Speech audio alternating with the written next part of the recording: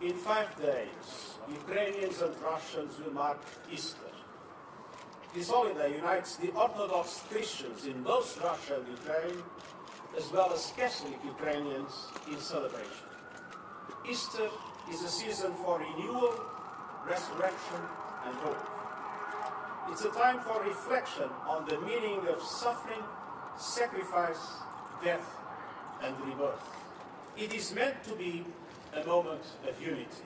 But this year, Holy Week is being observed under the cloud of a war that represents the total negation of the Easter message. Instead of celebration of a new life, this Easter coincides with the Russian offensive in eastern Ukraine. The intense concentration of forces and firepower makes this battle inevitably more violent, bloody, and destructive. The onslaught and terrible toll on civilians we have seen so far could pale in comparison to the horror that lies ahead. This cannot be allowed to happen. Hundreds of thousands of lives hang in the balance. Many good faith efforts by many parties to reach a ceasefire in Ukraine have failed.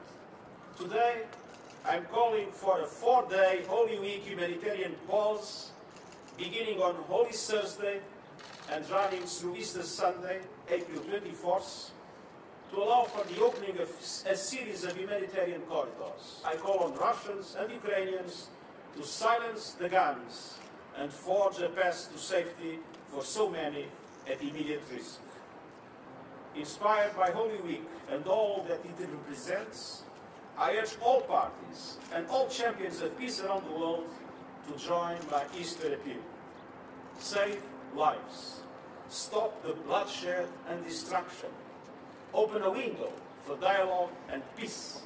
And keep faith with the meaning and the message of Easter.